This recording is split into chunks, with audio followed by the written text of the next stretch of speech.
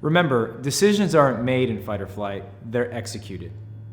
I'm here today to talk to you a little bit about fight or flight and the brain and body's response to that stimuli in a real life engagement. So most of us have been in some form of fight or flight in our lives, whether it be driving down the freeway and having to stop short, to being in an unfortunate incident where they're actually being attacked.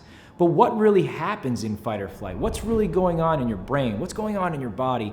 And first of all, why do you even need to know what's going on? Well, if I can understand what my brain and body are going through, I can better prepare myself, I can better navigate my responses and be better as a defender because I'm aware of what my body and brain are going through. So let's talk about that, all right?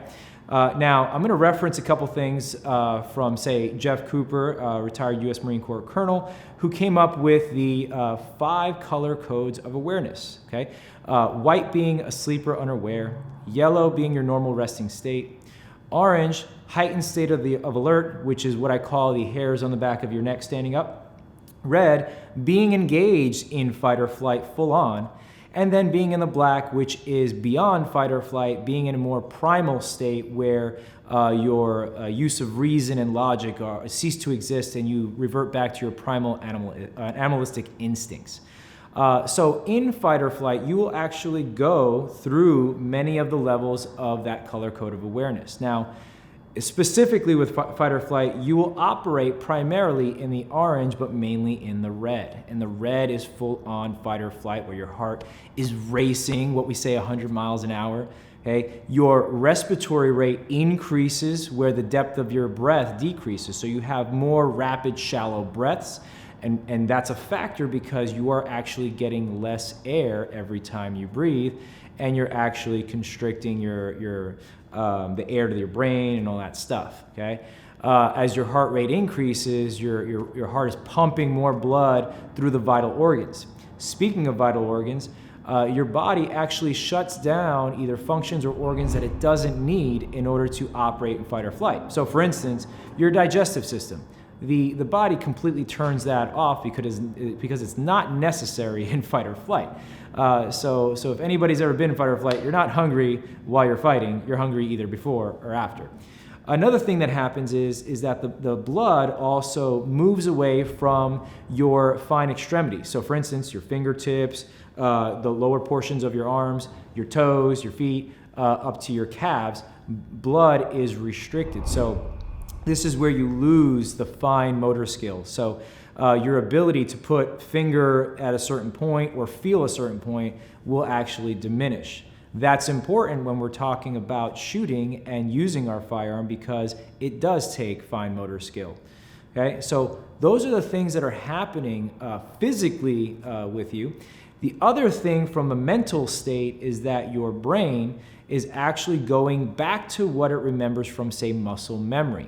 What you trained your body to do, your brain is actually going to turn on those functions and turn off the complicated functions that it has, like, for instance, making complete sentences. And actual decision-making and thought reduces. It goes into more of a critical response and just executes based on certain stimuli. So that's what the brain is doing. You also get what we call Swiss cheese brain. And what I mean by that is you have holes in your memory.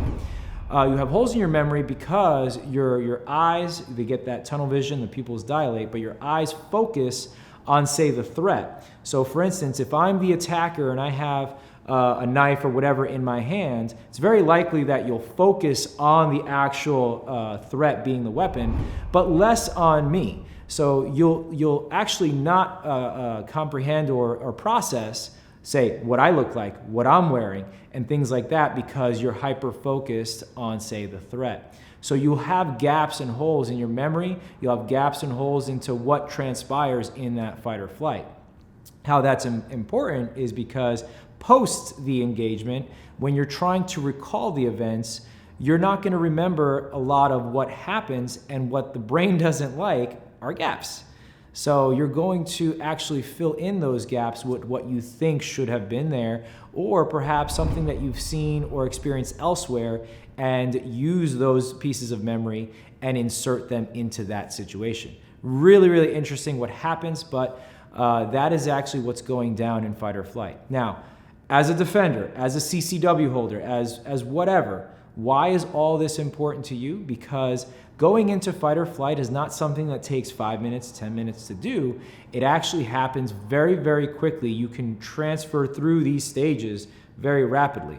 And you can find yourself from 0 to red very, very quickly, okay? And what happens is you're then going into that muscle memory response. So as you are, say, defending and maybe having to draw your firearm, if you haven't practiced and now you're trying to have to figure out, oh gosh, drawing my firearm, defeating my garment, getting my hand on the gun, I might slip and miss. I might just wing the firearm out like this, and I'm just not with it, essentially, because I haven't practiced. This is not something that is mindless for me. It's going to take mental bandwidth. And what that does is it takes me away from my proper decision making, so to speak, and it also puts my mental effort on this, and I get things like stray shots, I get poor form, I slow down, I'm not as fast as I think I am. So when it comes to your training, you want to train, say, things like your marksmanship, your presentation, your movement, and things like that. That way they are mindless in fight or flight, and you can really focus your mental bandwidth on the threat at hand and making the proper decisions to neutralize that threat. Proper shot placement and as it relates to as a situation develops. So those are things to consider with fight or flight. It's a really, really complex thing that goes on in the body and brain.